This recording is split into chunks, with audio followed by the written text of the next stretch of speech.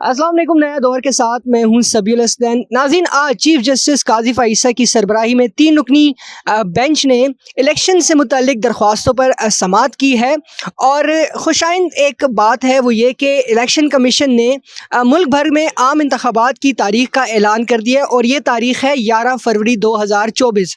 लेकिन ये तारीख जो है वो सदर की मशावरत के साथ मशरूत कर दी गई है। चीफ जस्टिस काजी फ़ाइसा ने केस की समाअत में कहा कि आप सदर से मशावरत करें और सियासी जमातों को जो है तो उनको एक्सक्लूड कर दिया गया है और कहा है कि उनका कोई रोल नहीं है इस मामले में। मेरे साथ मौजूद हैं सीनियर सहाफ़ी वहीद मुराद। तकरीबन 10 साल से कोर्ट की सुप्रीम कोर्ट की रिपोर्टिंग कर रहे हैं। इन्होंने भी आज केस की समाअत में वो मौजूद थे। इनसे चल के पूछते हैं, वहीद मुराद ये बताएं कि आज सबसे अहम जो रिमार्क्स से चीफ जस्टिस काजी फ़ाइसा के वो क्या थे और आज उनका कंडक्ट जो था वो कैसा, उन्होंने किस अंदाज में प्रोसीडिंग को चलाया, क्योंकि कल हमने देखा कि कल काफ़ी एग्रेशन था प्रोसीडिंग के दौरान। आज क्या माहौल था? आज बुनियादी तौर पर तो वकला 3 वकला जो थे मुख्तलिफ सियासी जमातों के, उनको उन्होंने सुना। और अटॉर्नी जनरल थे रोस्टरम पे, इलेक्शन कमीशन के वकील थे। तो बुनियादी तौर पर तो इलेक्शन कमीशन ने बताना था कि उन्होंने क्या करना है या उनका क्या प्लान है। इलेक्शन प्लान तो वो देते हैं, इलेक्शन प्रोग्राम इलेक्शन कमीशन का काम है, आईनी इदारा है। तो सबको उसी का इंतज़ार था कि इलेक्शन कमीशन उनका क्या मौक़िफ़ है। उनसे मांगा गया था जवाब। इलेक्शन कमीशन के वकील की बात आज अहम थी, उनका बयान अदालत के सामने। इलेक्शन कमीशन के सेक्रेटरी भी आज सुप्रीम कोर्ट में पेश हुए और जिस वक्त उन्होंने रोस्टरम पे आके कहा इलेक्शन कमीशन के वकील सजील सवाती ने कि 54 दिन का ये प्रोसेस होता है कि जब डिलिमिटेशन होती है, हल्का बंदियाँ होती हैं, तो ये 29 जनवरी, अगले साल की 29 जनवरी तक मुकम्मल हो जाएगा और हम तैयार हैं इलेक्शन कराने के लिए। हतमी मरहले में ये तमाम चीज़ें हैं, चंद दिनों में ये डिलिमिटेशन जो हल्का बंदियाँ मुकम्मल हो जाएंगी। तो उन्होंने कहा कि हमारे पास 29 जनवरी की तारीख़ आ रही है इलेक्शन प्रोग्राम शेड्यूल के हवाले से देखा जाए तो इलेक्शन कराने की, लेकिन हम इतवार को कराना चाह रहे हैं, तो 11 फरवरी। तो ये वो तारीख़ जब उन्होंने अनाउंस किया कि 11 फरवरी को इलेक्शन कमीशन तैयार है और ये उनकी तरफ से तारीख़ दी गई है, तो उसके बाद ज़ाहिर बात सारे रिपोर्टर्स दौड़ पड़े कि भाई अब तो ब्रेकिंग न्यूज़ है, ख़बर भी बड़ी है। तो सारा जो डाइवर्ट हो गया इलेक्शन की तारीख़ पे। उसके बाद उनको कहा गया कि आप जाएं और इसमें जो आईनी तकाज़ा है, आईनी तकाज़ा ये है कि सदर ममलिकत जो है उनसे मुशावरत करें, उनसे बात करें। उसके बाद इलेक्शन कमीशन का ये काम है कि वो ये तारीख़ का ऐलान कर सकता है। जो सुप्रीम कोर्ट की आज की प्रोसीडिंग से ये बात वाज़ेह हुई कि जो आईन में लिखा हुआ है वो यही है कि सदर ममलिकत इलेक्शन कमीशन की मुशावरत से इलेक्शन कमीशन को बताकर तारीख़ का ऐलान करेंगे। वो एक तारीख़ दे सकते हैं, लेकिन ऐलान जो है वो इलेक्शन कमीशन करेंगे। ये बात आज तय हो गई। यही बात पीपल्स पार्टी के वकील फ़ारूक एच नाइक ने भी की। ताहम पीटीआई तहरीक इंसाफ के जो वकील थे अली ज़फ़र, उनका मौक़िफ़ थोड़ा सा मुख्तलिफ था। उन्होंने कहा कि सदर ममलिकत आरिफ अलवी ने अपनी ज़िम्मेदारी पूरी कर ली और इस वक्त ज़िम्मेदारी पूरी की कि जब उन्होंने इलेक्शन कमीशन को ख़त लिखा कि तारीख़ का ऐलान करें, इलेक्शन का शेड्यूल दें, इलेक्शन का प्रोग्राम दें। उनका ये कहना था अली ज़फ़र का, और उन्होंने कहा कि 90 दिन का अंदर इलेक्शन होना था आइन के मुताबिक, तो ये नहीं हो सका। जो सुप्रीम कोर्ट बार एसोसिएशन के साबिक सदर हैं आबिद ज़ुबैरी, वो भी ज़ाहिर बात सुप्रीम कोर्ट बार एसोसिएशन दरख्वास्त गुजार थी इसमें। वो काफ़ी मायूस नज़र आया। उनका ये कहता कि इलेक्शन के जो कराने थे 90 दिन का जो आईनी तकाज़ा था उस पर अमल नहीं हुआ, क्योंकि 90 दिन के अंदर तो इलेक्शन नहीं हो रहे।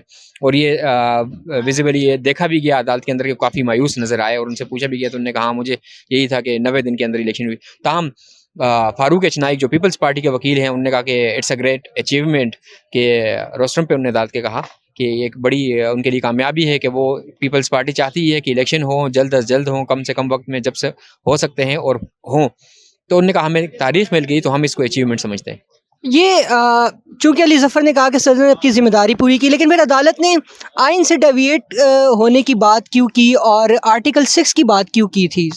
वो अली ज़फ़र के दलाइल पे, अली ज़फ़र ने जब बार बार ये कहा तो जब फ़ारूक एच नाइक के दलाइल, तो फ़ारूक एच नाइक से भी अदालत ने पूछा तो उन्होंने कहा कि सदर ने अपनी ज़िम्मेदारी पूरी नहीं की। सदर का काम था कि वो इलेक्शन कमीशन को कहते कि ये तारीख़ है और आप इसका ऐलान करें, जो आइनी तकाज़ा आइन में ये लिखा हुआ है।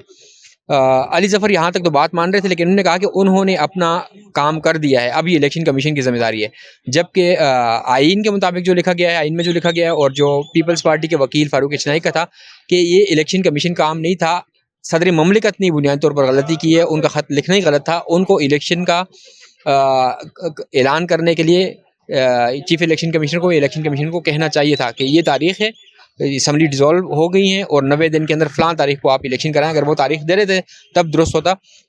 उस पे उन्होंने कहा, उनसे मजाक किया या उसको उस तरफ लेके गए कि फिर तो सदर ने खिलाफ वर्जी की है, तो फिर सदर पे लागू होगा आइन या कानून जो है लागू होगा, क्योंकि गलती तो वहाँ से हुई बुनियाद।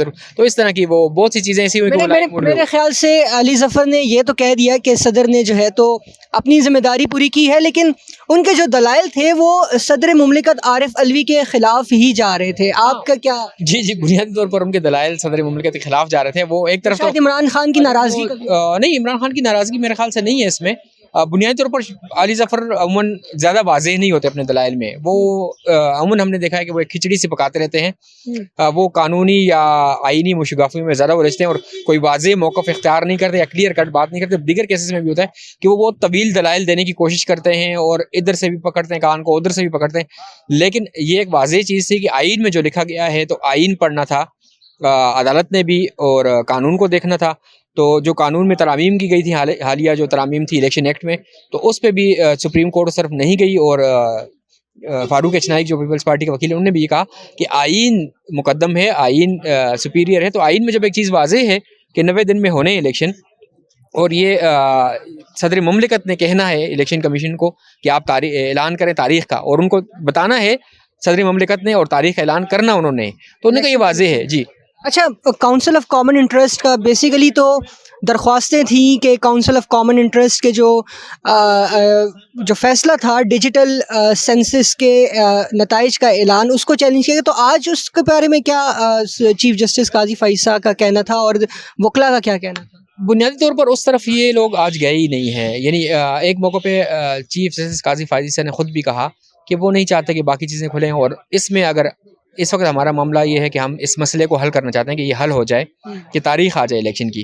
तो फिर बाकी चीज़ें वो सानवी इख्तियार कर लेंगे। वरना अगर इस मामले पे जाएंगे, फिर इस पे दरखास्तें आएंगी, फिर उस पे बेंच बनेगा, फिर उस पे लार्जर बेंच बनेगा, तो ये एक लंबा चौड़ा बेसिकली आइन की तशरीह का मामला है, और वो फिर प्रैक्टिस एंड प्रोसीजर एक्ट के तहत लार्जर बेंच है, और फिर इंतखाबात जो हैं तो वो जल्द अज जल्द होने के बजाय मज़ीद ताख़ीर इसमें हो जाएगी। अच्छा, आज अदालती तारीख़ में जो है तो बड़ा मुनफरिद हुआ, चीफ जस्टिस काजी फ़ाइसा ने कोर्ट रूम में बैठ के ऑर्डर लिखवाया। वो ज़रा तफसीलात हमारे व्यूअर्स के साथ।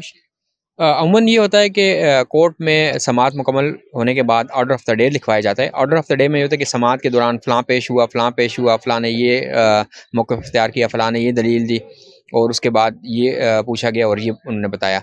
तो इसका वो करके फिर आखिर में कहा जाता है कि अगली समाअत पे ये होगा, और अगली समाअत पे हमने फ़लाँ फ़लाँ कह दिया।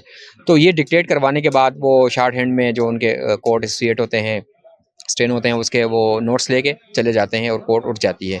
उसके बाद कहीं जाके फिर वो हम जो समझते हैं हम वो लिख लेते हैं, अपने पास नोट कर लेते हैं। कि उसके बाद उसका फिर तहरीरी वो ड्राफ्ट तैयार होता है, फिर जजेस को भेजा जाता है, उसकी वेटिंग होती है, फिर उसको जो उसकी दुरुस्तगी की जाती है, उसके बाद जजेस उस पर साइन करते हैं, और फिर वो ऑर्डर ऑफ़ द डे जारी होता है रिटन फॉर्म में। ये इसमें कभी 6 घंटे भी लग जाते हैं, 8 घंटे भी लग जाते हैं, 2 घंटे 3 घंटे भी लगते हैं। ये कोर्ट के बाहर ही सारा प्रोसीजर होता है, कोर्ट में सिर्फ डिक्टेट करवाए जाते हैं। लेकिन आज ये हुआ है कि उन्होंने डिक्टेट करवाया, फिर वहीं पे उसकी वेटिंग हुई, वहीं पे उसको प्रिंट निकलवाया गया उसकी जो है ना ड्राफ्टिंग के बाद, और फिर उसके जो है ना दुरुस्तगी की गई। फिर उसके 3 प्रिंट निकलवा के कोर्ट के अंदर ही तीनों जजेस ने दस्तखत किए। अमूमन ये जजेस चैम्बर में जाके दस्तखत करते हैं। तो इस दौरान इंतज़ार करते रहे वकला रोस्टरम पे जो खड़े हुए थे वो भी, और बाकी 2 साथी जजेस भी चीफ जस्टिस के। तो उसके बाद फिर साइन करके, और ये कापियाँ यानी सर्टिफाइड अटेस्टेड कापियाँ कोर्ट के अंदर ही वकला को, फरीक़ैन को, दरख्वास्त गुज़ारों के जो थे उनको फराहम की गई, और इलेक्शन कमीशन को कि ये अब कोर्ट ऑर्डर है आज का कि कल तक मुशावरत करके या चीफ इलेक्शन कमिश्नर सदर से मुशावरत करेंगे, बात करेंगे, और उसके बाद जो है ना ये होगा, अदालत को आगाह करें। ये एक अमली मुज़ाहिरा था इदारों को इख्तियार देने का और उन्हें अपना इख्तियार इस्तेमाल करने का। बहुत शुक्रिया वहीद मुराद। तो नाज़रीन, ये थी आज की समाअत की तफसीलात। फ़िल वक्त के लिए इतना ही। अल्लाह हाफ़िज़।